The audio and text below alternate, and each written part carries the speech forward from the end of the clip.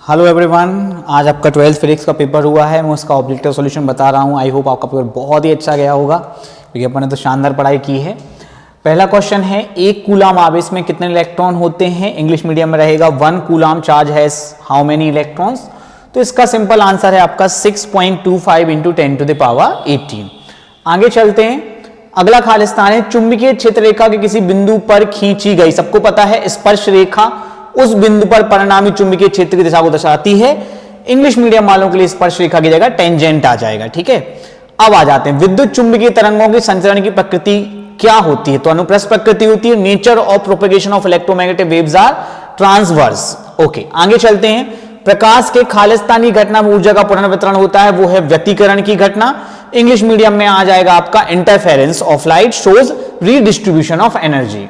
पूर्ण आंतरिक परावर्तन की घटना में अपवर्तन कोण खालिस्तान होने पर आपतन कोण क्रांतिक कोण के बराबर होता है। इसका आंसर आ जाएगा 90 डिग्री, चाहे वो हिंदी मीडियम हो चाहे वो इंग्लिश मीडियम हो। ठीक है दोस्तों, आगे चलते हैं। सरल सूक्ष्म सुंदर मतलब कम फोकस दूरी वाला उत्तल लेंस, उसको अभिसारी लेंस बोला है, तो हिंदी मीडियम में कम आ जाएगा। Simple microscope is a converging lens of short focal length. ध्यान से शॉर्ट लिखना है। ओके, अब आ जाते हैं आगे। एन प्रकार के अर्धचालक में बहुसंख्यक आवेशवाहक क्या होते हैं? सबसे ज्यादा आवेशवाहक वो एन, नेगेटिव वाले में तो इलेक्ट्रॉन आ जाएगा। यहां पे भी इलेक्ट्रॉन्स आ जाएगा। मेजॉरिटी चार्ज कैरियर्स पूछे हैं। वायु का परावर्तन सबको पता है, एक होता है, 1 कर लेंगे यहां पे। Dielectric constant of air.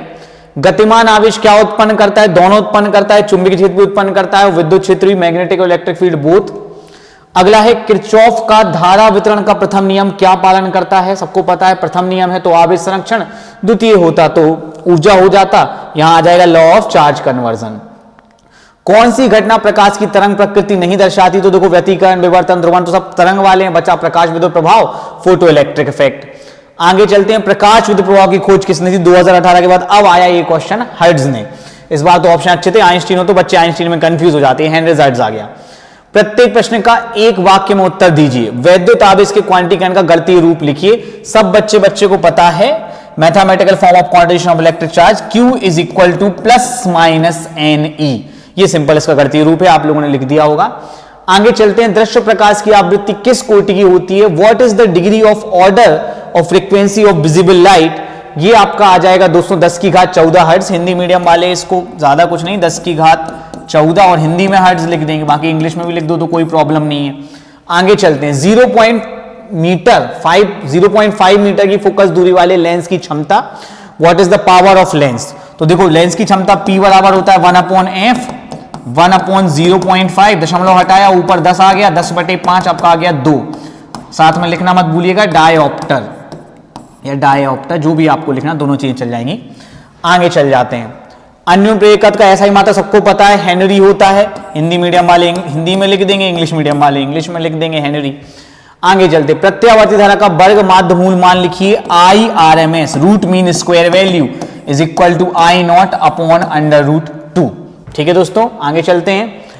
सही जोड़ी, तो भैया प्रकाश की तीव्रता, ये सही जोड़ी में तो मजा आ गया होगा बिकॉज अपन ने बच्चों को ऐसा पढ़ाया है चैप्टर, किसी ने सपने में नहीं सोचा हुआ कि इस चैप्टर सही जोड़ी आएंगे। लोग क्वेश्चन रट रहे होंगे, मजा ही आ गया। सबको पता है प्रकाश की तीव्रता, मैंने बच्चों की आंखों में टॉर्च डाल के बच्चों को समझाया कि बेटा देखो ये तीव्रता बढ़ गई, ये तीव्रता घट गई, तो ये तो सब पे बनना चाहिए। बहुत शानदार पढ़ाया है टॉपिक। प्रकाश की तीव्रता मतलब हो गई फोटोनों की संख्या, आवृत्ति मतलब फोटोन की आवृत्ति, कार्यफलन सबको पता है, सतह से इलेक्ट्रॉन के लिए न्यूनतम ऊर्जा, द्रव्य तरंग सबको पता है किसके साथ गतिशील कण के साथ द्रव्य तरंग संबद्ध होती है, दहलीय आवृत्ति सबको पता है, सतह से इलेक्ट्रॉन उत्सर्जन के लिए न्यूनतम आवृत्ति। और कणीय प्रकृति में आपको फोटोन लगाना है, आइंस्टीन नहीं लगाना। आइंस्टीन ने कणीय प्रकृति की खोज नहीं की थी, उनने बस सिद्ध किया था प्रकाश विद्युत प्रभाव, तो इसका फोटोन ही लगाना, आइंस्टीन नहीं लगाना इसका।